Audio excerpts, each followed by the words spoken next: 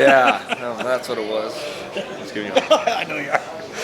This is AJ Jacobson with Rivals.com. I'm sitting here talking to Dak 9, right, at Fall Camp 2016. Dakota, how was your first day here at Fall Camp? It was awesome. Surprisingly, I was laying in bed last night, finishing up. We do a lot of self-drawing in our playbooks, and I was like, man, it's weird. I feel a whole lot of nerves. And traditionally, in fall camp, I kind of always get a little nervous, and so that was cool. I think that's just a little, experience, a little maturity. Excuse me. Absolutely. But it was a good day and a lot to improve on. This is like your fifth fall camp, though, so you're not like some rookie babe in the woods here. Yeah, exactly. And as we're talking about a little bit, I have experience, and something I'll use to my advantage. One thing is not getting sucked up and past to the future. You don't want to get consumed by your failure, overwhelmed by your success. Just focusing on the next play. Vernon Adams kind of tread the same path right before you last year. I'm sure you're very well aware. Have you ever gotten advice from him on making the transition as a graduate transfer? Yeah, definitely when I first got here, we talked quite a bit. Leading up to the process, when I first got here, there was a lot of conversation between me and him. But haven't had to really do that as much lately. He's working on his own transition now up in Montreal. What a huge blessing it is to be in a place like that. It's a great team. And so, he's doing his own thing right now, but, we stay in contact. But, I'm not calling him on a regular basis anymore or anything like that. You were kind of the man at Montana State. Here, you're fighting for your job. How's the difference feeling as an athlete? In terms of from here to Montana State? Yeah, and your role and trying to earn your place on the starting block. It just kind of feels like I started over a little bit. At Montana State, I was in a really tough quarterback battle. It was about a year and a half in the making. There was another really talented quarterback there. His name was Jake Bleskin. I competed with him for a long time, and I learned under another good quarterback, Denarius McGee.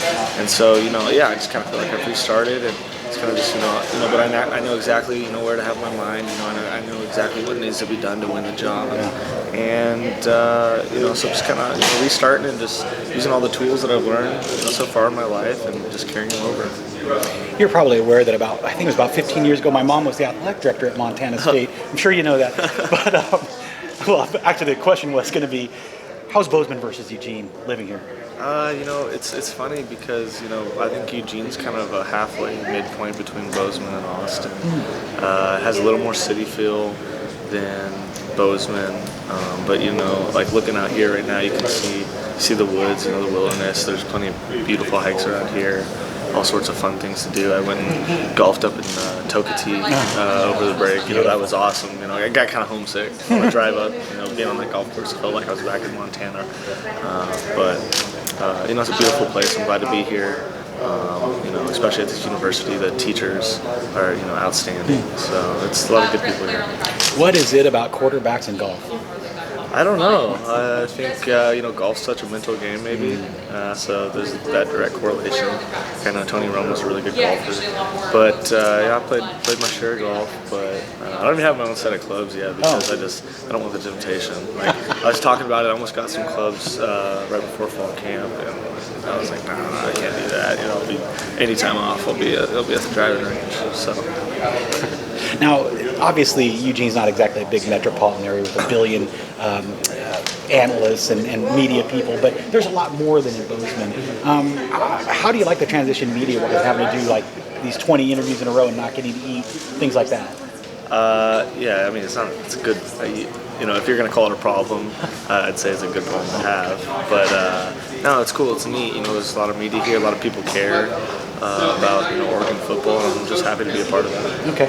Do you ever think about the fact you're in a quarterback competition, or are you so focused on improving your game that it's just, that's all it is? Yeah, I think those two thought processes go hand in hand. Of course, we're in a great quarterback competition, but the way to approach it every day is, hey, I got to improve. Can't make the same mistakes I made the day prior. And just not being overwhelmed by success or consumed by failure. Focusing on doing my job and just worrying about the next snap. I've asked guys to say, what's the best part about your game? And they tell me it's the mental part of the game, the ability to pick things up. First of all, is that fair? And second of all, what part do you think is the best part of your game? I mean, everyone's entitled to their own opinion, so that's a huge compliment as a quarterback. And people are saying one of your strengths is the mental aspect.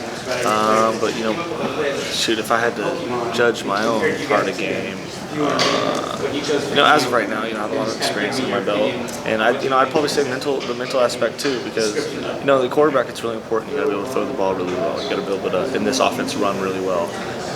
But really successful quarterbacks, it happens between the years. So I'd agree with that. Last thing I got for you is, would you have made a transfer here if you didn't think you were going to start? No.